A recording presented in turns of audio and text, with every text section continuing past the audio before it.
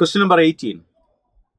Question എടുത്തിരിക്കുന്നത് DNF block elements എന്ന് പറയുന്ന ചാപ്റ്ററിൽ നിന്ന് പ്രോപ്പർട്ടീസ് ഓഫ് ഡി ബ്ലോക്കിൽ നിന്നുള്ള സ്റ്റേറ്റ്മെന്റ് ഉണ്ട്, പ്രോപ്പർട്ടീസ് ഓഫ് എഫ് ബ്ലോക്കിൽ നിന്നുള്ള സ്റ്റേറ്റ്മെന്റ് ഉണ്ട്.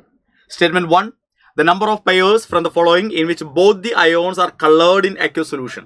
അപ്പോൾ തന്നിരിക്കുന്നത് 4 സെറ്റ് ഓഫ് അയോൺസ് ആണ്. ഓരോന്നിലും 2 വിധം അയോൺസ് ഉണ്ട്. അപ്പോൾ ചോദ്യം ഇതിൽ ഏതൊക്കെ സെറ്റുകളിലാണ്, ഏതൊക്കെ പെയറുകളിലാണ് രണ്ടുപേരും കളേർഡ് ആയിരിക്കുക.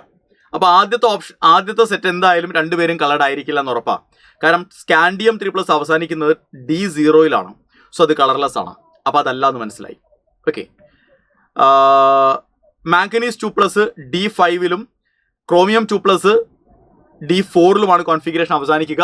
അൺപെയർഡ് ഡി ഇലക്ട്രോണുകൾ ഉണ്ടെങ്കിലാണ് DD ട്രാൻസിഷൻ നടന്ന് കളേർഡ് അയോണുകളായിട്ട് മാറാൻ കഴിയുക. അപ്പോൾ ഇവിടെ രണ്ടുപേർക്കും എന്ത് ചെയ്യാം, കളേർഡ് അയോൺസ് ആയിട്ട് എക്സിസ്റ്റ് ചെയ്യാൻ പറ്റും. കാരണം രണ്ടുപേരിലും DD ട്രാൻസിഷൻ പോസിബിൾ ആണ്. കോപ്പർ 2+ന്റെ കോൺഫിഗറേഷൻ D9-ലാണ് അവസാനിക്കുക.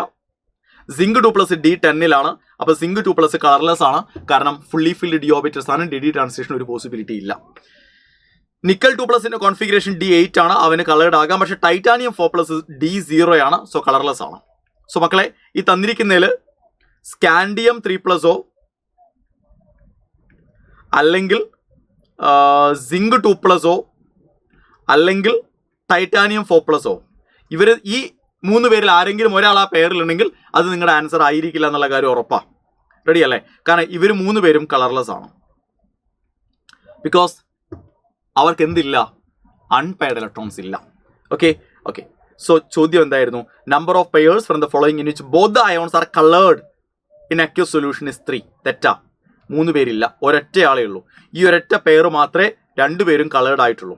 So that statement is wrong ആണ്.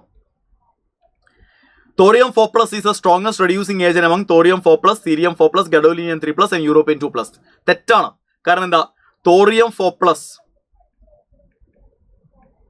എന്ന് പറയുമ്പോൾ F0 കോൺഫിഗറേഷൻ ആയി.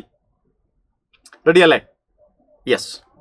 ഇനി ഇവന് എന്ത് ചെയ്യാൻ പറ്റില്ല, റെഡ്യൂസിങ് ഏജന്റ് ആയിട്ട് ആക്ട് ചെയ്യണമെങ്കിൽ ഇവൻ ഓക്സിഡൈസർ ആവണം.